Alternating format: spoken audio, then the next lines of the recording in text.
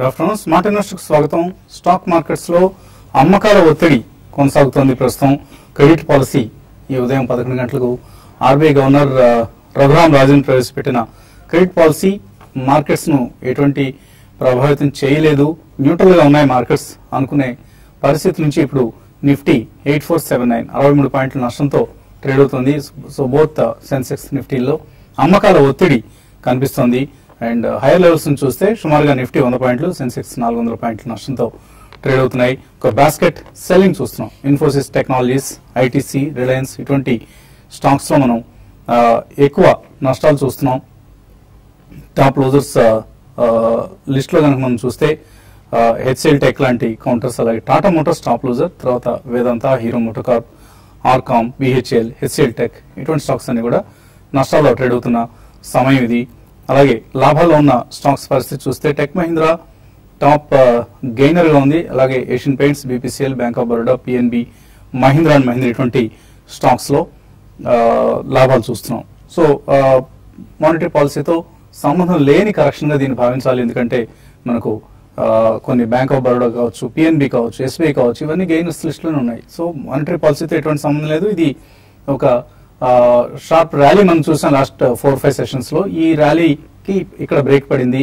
ఎప్పట్లాగే మనకు 8550, 8600 సమీపంలో రెసిస్టెన్స్ ఎదురవుతుంది అన్న అంశం మరొకసారి నిర్ధారణ అయింది. సో ఈ ఉదయం ఆర్బీఐ గవర్నర్ ప్రవేశపెట్టిన పాలసీలో పాలసీ రేట్స్ ని యథాతథంగా ఉంచారు. రెపో రేట్ ని, రివర్స్ రెపో రేట్ ని కూడా, అండ్ ఆయన ఇచ్చిన కామెంటరీ కూడా CPI consumer price inflation index ను ఫోర్కాస్ట్ కొంత జనవరి టు మార్చ్ క్వార్టర్ లో ఇంకా 0.2% తక్కువగానే ఇన్ఫ్లేషన్ నమోదవుతుంది అంటూ ఆశాభావాన్ని వ్యక్తం చేయడం జరిగింది. అలాగే వీటో పవర్, వడ్డీ రేట్ల మార్పుకు సంబంధించిన వీటో పవర్ ఏదైతే ఉందో, అంటే నిర్ణయ అధికారం ఇప్పటికీ ఆర్బీఐతోనే ఉంది, ఇది ఫైనాన్స్ మినిస్ట్రీకి బదలాయింపు కాలేదు అంటూ ఆయన స్పష్టం చేయడం జరిగింది.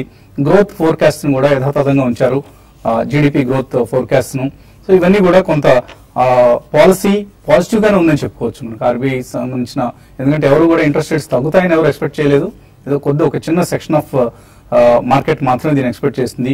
సో ఇది పాలసీ అనౌన్స్మెంట్స్ తో సంబంధం లేని కరెక్షన్ ప్రస్తుతం మార్కెట్స్ మనం చూస్తున్నాం. ప్రత్యేకించి హై బీటా మిడ్ క్యాప్స్ లో లాభాలు స్వీకరిస్తున్నారు ఇన్వెస్టర్స్. రియల్టీ కావచ్చు, ఎఫ్ఎంసీజీ స్టాక్స్ కావచ్చు, వీటిలో ఎక్కువ మనకు నష్టాలు గమనిస్తున్నాం. ఈ రెండు ఇండిసెస్ కూడా రియల్టీ అంటే రియల్ ఎస్టేట్, అలాగే ఎఫ్ఎంసీజీ, ఈ రెండు ఇండిసెస్ కూడా 1% వరకు నష్టాలతో ట్రేడ్ అవుతున్నాయి. అండ్ మిడ్ క్యాప్ పెర్ఫార్మెన్స్ ఒకసారి చూస్తే మనకు నిఫ్టీ, జూనియర్ నిఫ్టీలో కనుక మనం చూస్తే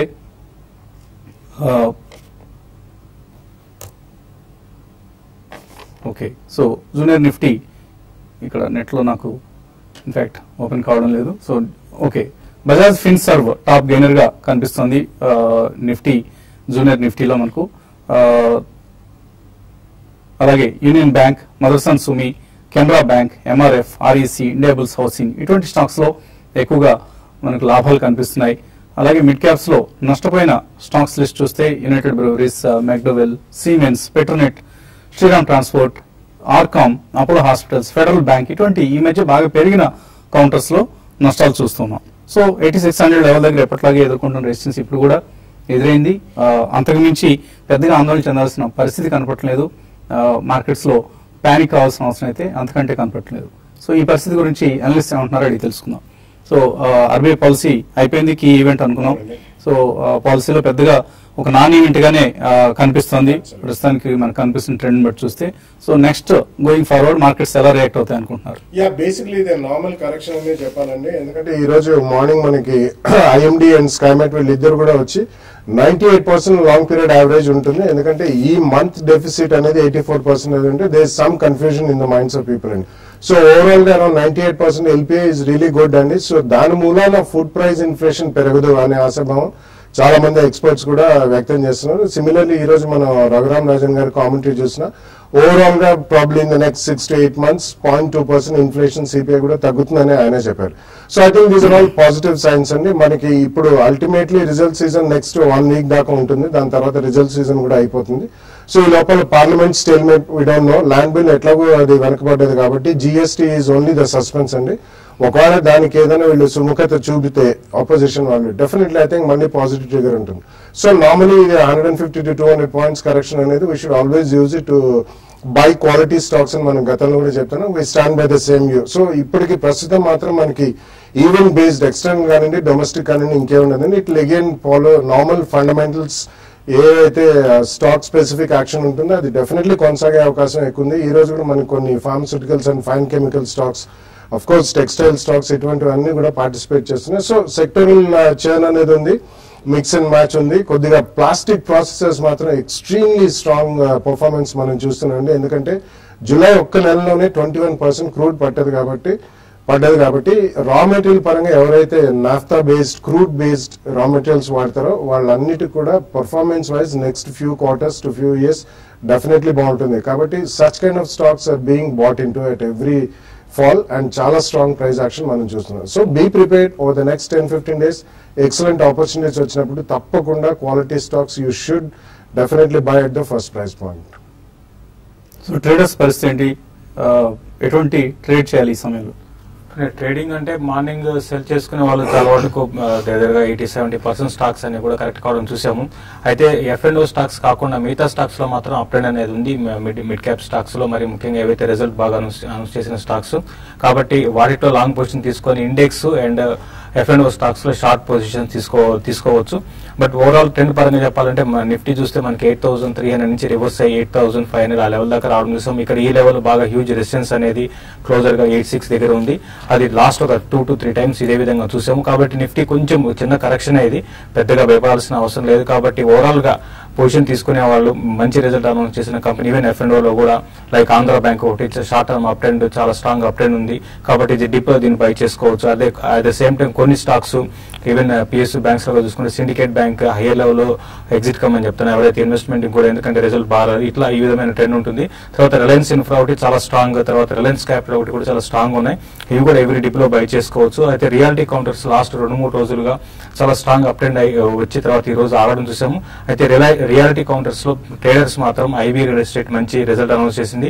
దాని 62 ఆ లెవెల్కి వచ్చినప్పుడు లాంగ్ పొజిషన్ తీసుకోమంటాం. తర్వాత మార్నింగ్ కూడా చెప్పడం జరిగింది కమాడిటీ స్టాక్స్ అన్ని కూడా వీక్ గా ఉండే అవకాశం ఉంది. కాబట్టి సెల్ అండ్ ర్యాలీస్ అని చెప్తాను. తర్వాత బ్యాంకింగ్ స్టాక్స్ సర్ప్రైజింగ్ గా పెద్దగా కరెక్ట్ కాటలేదు. కాబట్టి బ్యాంక్ నిఫ్టీ కరెంట్ అవర్స్ నుంచి కొంచెం డౌన్ 18,800 ఆ లెవెల్కి వచ్చినప్పుడు ఈవెన్ బ్యాంక్ నిఫ్టీని కూడా బై చేసుకోవచ్చు. ఎక్కువ బ్యాంకింగ్ స్టాక్స్ లో మరి ముఖ్యంగా SBI అండ్ PSU బ్యాంక్స్ లో షార్ట్స్ ఎక్కువ ఉన్నాయి. ఆ షార్ట్ కవరింగ్ కూడా రావడానికి అవకాశం ఉంటుంది. కాబట్టి ఎవ్రీ డిప్ లో bank Nifty and banking stocks లో బై చేసుకోమని చెప్తాను. సో ఇందాక మనం హై బీటా సెక్టర్ కి సంబంధించిన మిడ్ క్యాప్స్ లో సెల్లింగ్ ప్రెషర్ లాభాల స్వీకరణ అనుకున్నాం, కానీ not in all the counters. Select counters లోనే ఎస్పెషల్లీ వీక్ కౌంటర్స్ లోనే లాభాలు స్వీకరిస్తున్నారు. For instance real estate stocks తీసుకుంటే ఇండియాబుల్స్ హౌసింగ్, చాలా ఇండియాబుల్స్ రియల్ ఎస్టేట్ చాలా స్ట్రాంగ్ రిజల్ట్ వచ్చిన కంపెనీ ఇది. సో 4% లాభంతో ట్రేడ్ అవుతుంది. But weak counters like Unitech కావచ్చు, DLF కావచ్చు, ఇటువంటి కౌంటర్స్ లో మాత్రం ప్రాఫిట్ టేకింగ్ జరుగుతుంది. సో మార్కెట్స్ లో ప్రస్తుతానికి కనిపిస్తున్న ట్రెండ్ ఇది. సంపత్ హైదరాబాద్ నుంచి కాలర్ లైన్ ఉన్నారు. హలో అదేండి సంపత్ సార్, ఇది ఫోర్స్ మోటార్ ఈ రేట్ లో కొనొచ్చు అంటారా? ప్రస్తుతం ఉన్న రేట్ లో ఎన్ని షేర్లు కొందాం అనుకున్నారు? ఎంతకాలం హోల్డ్ చేస్తారు ఇవి? 2 years టైం పీరియడ్ అండి. ఎన్ని షేర్లు కొంటారు? 500 అండి. 500 షేర్లు కొంటారు. అవును సార్. భారీ మొత్తాన్ని ఇన్వెస్ట్ చేయాలని అనుకుంటున్నారు. ఆయన ఆల్మోస్ట్ 15-16 లక్షల రూపాయలు ఇన్వెస్ట్ చేద్దాం అనుకుంటున్నారు. సో ఇక్కడ కొనుక్కోవచ్చా? హై ప్రైస్ అనిపిస్తుందా ఇక్కడ? ఐ థింక్ కరెంట్లీ చాలా అంటే లాస్ట్ 15 days లో ఇట్స్ ఆల్మోస్ట్ డబుల్డ్ అండి. Almost right from 1500-1600. I think ఒక చిన్న కరెక్షన్ గురించి వెయిట్ చేయాలండి. వెయిట్ చేసిన తర్వాత 500 షేర్స్ అనుకున్నారు కాబట్టి ఒకటేసారి కొన్నది. అది కూడా చిన్న కరెక్షన్ వచ్చిన తర్వాత at least 2 price points with 10-15% correction. అది చేస్తే మీకు అట్లీస్ట్ 2-3 years వ్యూ అంటున్నారు కాబట్టి definitely I think that should be good. But ఇంత భారీగా పెరిగింది కాబట్టి చిన్న ఏదైనా ఒక మంత్ ఆన్ మంత్ ఫిగర్స్ ఈ వెహికులర్ సేల్స్ ఏదైనా తేడా జరిగింది అటువంటిప్పుడు షార్ప్ కరెక్షన్స్ ఉండే అవకాశం మాత్రం రూల్ అవుట్ చేయలేండి. So you have to be little bit careful when the stock has performed so strongly in the last 15 days. Chennai నుంచి కృష్ణ లైన్ ఉన్నారు. Hello, good afternoon sir. Good afternoon అండి, అడగండి. Sir 2 question sir. ఒకటి first Sesh గారికి sir. Sir Cadila ఈ rate లో తీసుకోవచ్చు short term 10 days point of లో రిజల్ట్స్ ఇంకా రాలేదు కాబట్టి. రెండో క్వశ్చన్ సార్ బాలా సార్ కి, ఈ force Motors actually rally start అయినప్పుడు 1000 రూపీస్ లెవెల్లో బజాజ్ వాళ్ళు ఎగ్జిట్ అయిపోయారు సార్. యాక్చువల్లీ వాళ్ళు స్టేక్ హోల్డర్స్ ఇది వరకు వాళ్ళే 1000 రూపీస్ ఎగ్జిట్ అయినప్పుడు మనం ఇప్పుడు ఈ ప్రైస్ తో మనం తీసుకోవడం ఎంతవరకు జస్టిఫైడ్? ఈ 2 క్వశ్చన్స్ ఫేవరెట్ కాంటెస్ట్. ఓకే. ఒకటండి, క్యాడిలా అంటే ఇది యాక్చువల్గా షార్ట్ టర్మ్ ట్రెండ్ అనే స్టాక్ కాదండి. ఇది ఇన్వెస్ట్మెంట్ కి మంచి స్టాక్ అండి. లాస్ట్ క్వార్టర్ రిజల్ట్ చాలా స్ట్రాంగ్ ఇవ్వడం చూసాము. అయితే ఈసారి కూడా క్వార్టర్ రిజల్ట్ బాగుండే అవకాశం ఉంది. కాబట్టి మీరు ఒక 20 days 15 days అంటున్నారు కాబట్టి కరెంట్ లెవెల్స్ లో బై చేసుకోవచ్చు అండి. 1820 ఆ లెవెల్ లో చాలా స్ట్రాంగ్ సపోర్ట్ ఉంది. కాబట్టి మీరు కరెంట్ లెవెల్స్ లో బై చేసుకుంటే 1920 అండ్ 1940 దాకా రావడానికి అవకాశం ఉంది. కాబట్టి క్యాడిలాని మీరు షార్ట్ టర్మ్ అంటే మరీ 20 days అని కాకుండా బై చేసుకోమని చెప్తారండి. ఫోర్స్ మోటార్స్ లో ఒక బజాజ్ అనే ఇండివిజువల్ అందులో నుంచి బయటకు వెళ్ళారు కాబట్టి అంటే వాళ్ళ పర్స్పెక్టివ్ ఏంటనేది మీకేమన్నా? No, we cannot answer that question అండి. ఎందుకంటే it was for them not a core investment. వాళ్ళు చాలా చేస్తుంటారు. సో డెఫినెట్లీ వాళ్ళు ఎందుకు అమ్మారు అనేది మనకు తెలియదు. సో వాళ్ళే చేస్తే మనం కొనొచ్చా? I mean the market has shown the price అండి. వాళ్ళు నాట్ 1000 రూపీస్, వాళ్ళు ఆల్మోస్ట్ 6 to 700, 800 బిలోనే వాళ్ళంతా ఎగ్జిట్ అయ్యారు. But that's a question which they can only answer. So ఒకవేళ పెద్దవాళ్ళు ఎవరన్నా అమ్మినా, లేకపోతే గతంలో ఉన్న ప్రమోటర్స్ కానీ క్లోజ్ షేర్ హోల్డింగ్ ఉన్న హై నెట్వర్త్ ఇండివిజువల్స్ కానీ అమ్మినా, it's ultimately the fundamentals of the company and the future how bright it is అనేది దాన్ని బట్టి market will decide the price అండి. So you have to take a call based on your own judgment and our analysis, not because somebody else has bought or sold. So నార్మల్గా మనం వింటూ ఉంటాం జుంజున్వాలా కొన్నారు కదండి, అందుకని మనం కూడా కొనొచ్చా అని. అలాగే ఈ కంపెనీలో కూడా ఒక ఇండివిజువల్ ఇన్వెస్టర్ అన్నంత మాత్రాన ఆ కంపెనీకి సంబంధించి ఏదో నెగిటివ్ ఉందని కాదు. నెగిటివ్ లేదంటానికి షేర్ ప్రైస్ పెరగటమే ఒక తార్కాణంగా కూడా మనం తీసుకోవచ్చు. సో సంథింగ్ ఫండమెంటలీ మంచి విషయాలు జరుగుతుండొచ్చు. కంపెనీ ఎప్పటికప్పుడు అనౌన్స్మెంట్స్ ఇస్తుంది. ఫండమెంటల్ చేంజెస్ ఏమైనా ఉన్నాయా, లేదా బిజినెస్ గ్రోత్ కి సంబంధించి కూడా వాళ్ళ ప్లాన్స్ అనౌన్స్ చేస్తుంది. సో అది one of the reasons for share price లో మనం చూసిన అప్ మూవ్ కారణం కూడా కావచ్చు. సో ఏమైనా కానీ ఈ లెవెల్లో ఎంటర్ అవుదాం అంటున్నాడు మాత్రం కొద్దిగా వెయిట్ అండ్ వాచ్ ధోరణి అవలంబించడం మంచిది ఫోర్స్ మోటార్స్ కౌంటర్స్ సంబంధించి. మరిన్ని కాల్స్ అలాగే మెయిల్స్ తీసుకున్న ముందు కాసేపు ప్రకటన.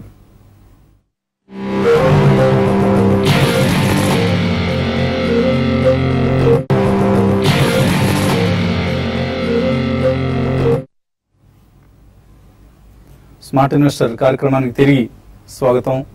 రూపీలో కొంత రికవరీ కనిపిస్తుంది మనకు. ఇవాళ మార్నింగ్ వీక్ గానే ప్రారంభమైంది, కానీ $63.86 రూపాయి ట్రేడ్ అవుతున్న వాల్యూ ఇది ప్రస్తుతం. అలాగే బోత్ సెన్సెక్స్ నిఫ్టీలో కూడా కొంత రికవరీ కనిపిస్తుంది. ఇక్కడ నుంచి కూడా నిఫ్టీ ప్రస్తుతం 50 పాయింట్ల నష్టంతో ట్రేడ్ అవుతుంది 8500 లెవెల్ కి సమీపంలో. తర్వాత కాలర్ లైన్ లో ఉన్నారు వరంగల్ నుంచి వెంకటేశ్వర్లు. హలో సార్, నమస్తే. నమస్తే, అడగండి సార్. ఇది గోల్డ్ మార్చి లో మా అబ్బాయి పెళ్లి ఉంది, మేము తీసుకోవాలంటే ఇంకా ఏ రేట్ వరకు తగ్గొచ్చు, దాని గురించి కొంచెం ఆందోళన ఉందా సార్? ఏ రేట్ వరకు తగ్గుతుందంటే ఇంటర్నేషనల్ గా వీక్ గా ఉంది, కానీ మన దగ్గర రూపాయి హెచ్చు తగ్గుల కారణంగా ఇక్కడ పెద్దగా పట్టలేదు. గోల్డ్ ఇంటర్నేషనల్ గా పడినంత రేంజ్ లో అంత పర్సంటేజ్ ఫాల్ మన దగ్గర కనపట్టలేదు. Mainly because of rupee appreciation depreciation. So రూపాయి కనుక ఒకవేళ 64-65కి వెళ్తే గోల్డ్ ఇంకా పెరిగే అవకాశం ఉంటుంది. అందువల్ల మీరు ఒకవేళ పెద్ద మొత్తంలో తీసుకోవాలనుకుంటే కొంత మొత్తం ఇక్కడ తీసుకోండి, మిగతా మొత్తాన్ని రిస్క్ తీసుకునే ఉద్దేశం ఉంటే వెయిట్ చేయండి, తగ్గే ఛాన్సెస్ ఉన్నాయి. ఇంటర్నేషనల్ గా అయితే ప్రైస్ చాలా చాలా వీక్ గా ఉందండి. $1100 కిందే ట్రేడ్ అవుతుంది కాన్స్టెంట్ గా, స్థిరంగా కూడా. తర్వాత కాలర్ శ్రీశైలం నుంచి కరుణాకర్. హలో హలో, అడగండి కరుణాకర్. ఓకే సార్, నమస్తే సార్. నమస్తే, అడగండి. Okay sir, bank of Baroda short ఒకటి ఉంది సార్ 178 లో. ఇంకోటి వచ్చేసి ఐబీ రియాలిటీ 56 లో బయ్యింగ్ ఉంది సార్. ఫ్యూచర్ లో 66 లో ఉంది సార్. 66 లో కొన్నారు. ఏం చేయాలి? బ్యాంక్ ఆఫ్ బరోడా 178 అట. బ్యాంక్ ఆఫ్ బరోడా స్ట్రాంగ్ ఉందండి. మనం చూస్తున్నాం బ్యాంకింగ్ స్టాక్స్ మరి ముఖ్యంగా లాస్ట్ ఒక 2-3 ట్రేడింగ్ సెషన్ లో చాలా strong up and PSU banks అన్ని కూడా రావడం చూసాము. ఇది ఇంకా పెరిగే అవకాశమే ఎక్కువ ఉందండి. ఇప్పుడు కూడా చూస్తున్నాము 2% షార్ట్ కవరింగ్ ఇప్పుడే వీటిలో రావడం చూసాము. ఇంకా పెరగచ్చు. కాబట్టి మీ షార్ట్ ని బెటర్ ఏంటంటే కవర్ చేసుకోండి. ఇంకా మీరు అట్లే ఉంటే మాత్రం ఇంకా కొంచెం లాస్ బుక్ చేయాల్సి ఉంటుంది. ప్రస్తుతం అయితే ₹10 లాస్ లో ఉన్నారు కాబట్టి కవర్ చేసుకోమని చెప్తాను. షార్ట్ అయితే కొట్టాకండి, ఉన్న పొజిషన్ అయితే కవర్ చేసుకోండి. తర్వాత ఐబీ రియల్ ఎస్టేట్ విషయానికి వస్తే చాలా స్ట్రాంగ్ మనకి నెంబర్స్ చూసాము. ప్లస్ వాళ్ళ మేనేజ్మెంట్ ప్రకారం ₹67 దగ్గర వాళ్ళు కొంత అమౌంట్ కూడా ఇన్ఫ్యూజ్ చేస్తున్నారు. కాబట్టి 67-68 లెవెల్స్ దాకా రావడానికి అవకాశం ఉంది. షార్ట్ టర్మ్ ట్రెండ్ అని 68 గా దాటిందంటే ఇంకా పెరగచ్చు. కాబట్టి ఐబీని మీరు హోల్డ్ చేసుకోమని చెప్తారండి. హైదరాబాద్ నుంచి జీవన్ లైన్ లో ఉన్నారు. Hello sir, good afternoon sir. Good afternoon, అడగండి. మేము పేజ్ ఇండస్ట్రీస్ లో ఒక 10 షేర్లు తీసుకోవాలనుకున్నాము. ప్రజెంట్ ప్రైస్ లో నేను ఇన్ అవర్స్ అంటారా for long term investment? Long term కోసం పేజ్ ఇండస్ట్రీస్ కొంటారట. ఇట్స్ ఎక్స్ట్రీమ్లీ స్ట్రాంగ్ కంపెనీ అండి. ఎస్పెషలీ ఇన్నర్ వేర్ లో వాళ్ళు definitely it's got one of the brightest and the biggest brand names Jockey. So definitely మీరు 10 shares కొంటా అంటున్నారు కాబట్టి కొనండి. అండ్ లాంగ్ టర్మ్ అంటున్నారు కాబట్టి it's a good stock. But other textile stocks recently మంచి పర్ఫార్మెన్స్ కూడా మనం చూసామండి. ఇది కొన్న తర్వాత కొద్దిగా ఏదైనా స్పేర్ మనీ ఉంటే డెఫినెట్లీ టెక్స్టైల్ రంగం నెక్స్ట్ 2-3 years బాగుంటుంది కాబట్టి 1 or 2 వేరే స్టాక్స్ కూడా కొనండి. ఒకటే దాంట్లో కాకుండా కొద్దిగా ఏదైతే తేడా జరిగినా కానీ కొంచెం రియాక్షన్ అయ్యే అవకాశం ఎక్కువ కనిపిస్తుంది high price stocks. Last caller line ఉన్నారు, కుమార్ హైదరాబాద్ నుంచి. Hello hello sir. అడగండి. సార్ సిఎట్ ఒక 100 తీసుకున్నాం సార్. అది ఉంచొచ్చండి? అది ఏ రేట్లో కొన్నారు? ఏమండి? ఎక్కడ, ఏ ప్రైస్ లో తీసుకున్నారు? 870 అలా తీసుకున్నాం. 870 కొన్నారు సిఎట్. సిఎట్ హోల్డ్ చేయండి. మనం చూస్తాం రీసెంట్ గా దాదాపు అన్ని టైర్ కంపెనీస్ అని కూడా చాలా స్ట్రాంగ్ అప్ ట్రెండ్ ఉంది.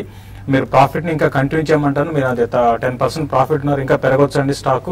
మీరు ఈవెన్ ₹1,000 క్రాస్ అయ్యి ₹1,200 దాకా ఇన్వెస్ట్మెంట్ కి అయితే ఆ లెవెల్ దాకా రావచ్చు. బట్ షార్ట్ టర్మ్ కోసం అయితే అరౌండ్ 1,000-1,020 దాకా రావడానికి అవకాశం ఉంది. అలాగే ఈమెయిల్ సందేహాల్లో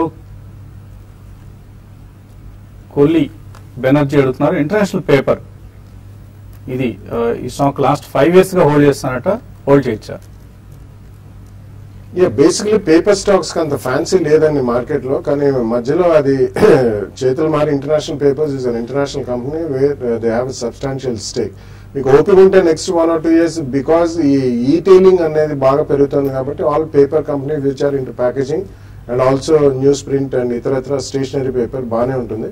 బట్ డెఫినెట్లీ ఇది మేజర్ రిటర్న్స్ మాత్రమే. సో స్పర్ట్స్ వచ్చినప్పుడు ప్రాఫిట్ బుక్ చేయడం మాత్రం మర్చిపోకండి. సో జేకే పేపర్ కూడా చక్కటి రిజల్ట్ ప్రకటించడం చూస్తాం. అలాగే ఇంటర్నేషనల్ పేపర్ కూడా ఈ మధ్య రాజమండ్రి యూనిట్ మూసేసినట్లుగా ప్రకటించారు, మళ్ళీ రీఓపెన్ కూడా చేయడం జరిగింది. ఇటువంటి డెవలప్మెంట్స్ అన్ని గమనిస్తూ ఉండండి, హోల్డ్ చేయండి. ప్రస్తుతం నాగేంద్ర మణి అడుగుతున్నారు, సుప్రజిత్ ఇంజనీరింగ్, ఎవరిడీ ఇండస్ట్రీస్ ఈ 2 పోర్ట్ఫోలియోలు యాడ్ చేద్దాం అనుకుంటున్నారు, చేసుకోవచ్చా? ఎవరిడీ అయితే మీరు చేసుకోవచ్చు అండి. సుప్రజిత్ మాత్రం మేము ట్రాక్ చేయడం లేదండి. Suprajit is one of the finest auto ancillary అండి. రీసెంట్లీ వాళ్ళు ఒక కొత్త అక్విజిషన్ కూడా చేశారు. So definitely if you have a 2-3 year view తప్పకుండా ఫస్ట్ ప్రైస్ పాయింట్ లో కొనండి. ప్రదీప్ కుమార్ అడుగుతున్నారు, ఎన్సీసీ, ఎస్పీఎంఎల్ ఇన్ఫ్రా, సోనాకోయో స్టీరింగ్స్ ఈ 3 షార్ట్ టర్మ్ కోసం తీసుకోవచ్చా? మీరు షార్ట్ టర్మ్ ఉద్దేశం ఉంటే మీరు తీసుకోవచ్చు అండి. 3 కూడా మంచి అప్ ట్రెండ్ లో ఉన్నాయి. కరెంట్ అవర్స్ లో మీరు బై చేసుకోవచ్చు అండి. విజయవాడ నుంచి ప్రొఫెసర్ లక్ష్మి అడుగుతున్నారు, షార్ట్ టర్మ్ ట్రేడింగ్ కోసం 2 మంచి షేర్లు కావాలట. అంటే ఇన్వెస్ట్మెంట్ అంటే ఫ్యూచర్స్ లో కాకుండా మామూలుగా అయితే ఓంకార్ స్పెషాలిటీ కెమికల్స్ అంటే రీసెంట్ మంచి రిజల్ట్ అనౌన్స్ చేశారు. అది 240-250 దాకా పెరగచ్చు. తర్వాత మార్నింగ్ కూడా రికమెండ్ చేయడం జరిగింది. జిందాల్ సా ఒకటండి, ఇది ఆల్రెడీ ఈ రోజు 4% పెరిగింది. ఇది ₹95-100 దాకా పెరగచ్చు. ఇప్పుడు ఫ్యూచర్ లో స్టాక్ కన్నా మిడ్ క్యాప్ లో ఎక్కువ అప్రెండ్ ఉంది కాబట్టి వీటిలో మీరు బయింగ్ పొజిషన్ తీసుకోమని చెప్తారండి. సూర్య పవన్ కుమార్ బ్యాంక్ షేర్లు రికమెండ్ చేయమంటారు, ₹100 కంటే తక్కువ ఉన్న షేర్లు కావాలట. ₹100 కంటే తక్కువ అంటే మేబీ ఫెడరల్ బ్యాంక్ ఇటువంటివి ఉన్నాయండి. But DCB which is doing very well barring ఈ క్వార్టర్ రిజల్ట్స్ ఒకటి కొంచెం ప్రొవిజనింగ్ అనేది ఎక్కువైంది. బట్ ₹100 షేర్ తక్కువ అని చెప్పేది. సో అలా అంటే మీకు సౌత్ ఇండియన్ బ్యాంక్ ఉంది, ఫెడరల్ బ్యాంక్ ఉంది, సో కర్ణాటక బ్యాంక్, ఇవన్నీ జస్ట్ షేడ్ అబౌవ్ 100 ఉన్నాయండి. అటువంటి బ్యాంక్స్ లో కొనుక్కోండి. మీరు ప్రైస్ గురించి ఆలోచించకూడదండి. మంచి బ్యాంక్ షేర్ కొనుక్కోవాలనుకోవాలి కానీ 100 కంటే తక్కువ ఉంది కొనుక్కుందాం, లేకపోతే ₹20 ఏదైనా బ్యాంక్ షేర్ దొరికితే బాగుండు అనుకోవడం. ఇటువంటివి ₹20 ఆ బ్యాంక్ షేర్ ఉంది అంటే పనికిమాలిన బ్యాంక్ అయితేనే ఆ రేట్లు దొరుకుతుంటుంది మనకి. So don't go by price ever. మీరు ఎంత ఇన్వెస్ట్ చేయాలనుకుంటున్నారో అంత ఇన్వెస్ట్మెంట్ ని ఒక మంచి బ్యాంక్ లో పెట్టండి. 10,000 అయినా సరే, 5,000 అయినా సరే, 1,00,000 అయినా సరే, అప్పుడే మంచి రిజల్ట్ వస్తుంది మీకు. ఐసిఐసిఐ బ్యాంక్, అమర్ రాజా బ్యాటరీస్ కరెంట్ లెవెల్స్ లో తీసుకోవచ్చా? రాకేష్ రెడ్డి అడుగుతున్నారు. అంటే ఇన్వెస్ట్మెంట్ కి ఒకేసారి కాకుండా డిప్లో బై చేయమంటే అమర్ రాజా బ్యాటరీస్ రీసెంట్ గా నాన్ స్టాప్ గా పెరిగి ఓవర్ బాట్ లో ఉంది కాబట్టి కరెక్షన్స్ లో 2 స్టాక్స్ ని బై చేసుకోవచ్చు అండి. జిందాల్ సార్ 98 లో, నిర్లాన్ 202 లో కొన్నారు. మధుకర్ 6 months హోల్డ్ చేద్దాం అనుకుంటున్నారు. హోల్డ్ చేస్తే ఆ రేటు తిరిగి వస్తుందా? అంటే జిందాల్ సార్ అయితే డెఫినెట్ గా వస్తుందండి. ప్లస్ ఇంకా దాని రేట్ కూడా దాటి అవకాశం ఉంది. నిర్లాన్ మాత్రం కొంచెం వెయిట్ చేయాల్సి ఉంటుంది, అది కూడా రావడానికి అవకాశం ఉంది. జంగా కృష్ణారెడ్డి 2000 ఓఎన్జీసీ షేర్లు 295లో హోల్డ్ చేస్తున్నారు. ఏం చేయాలి?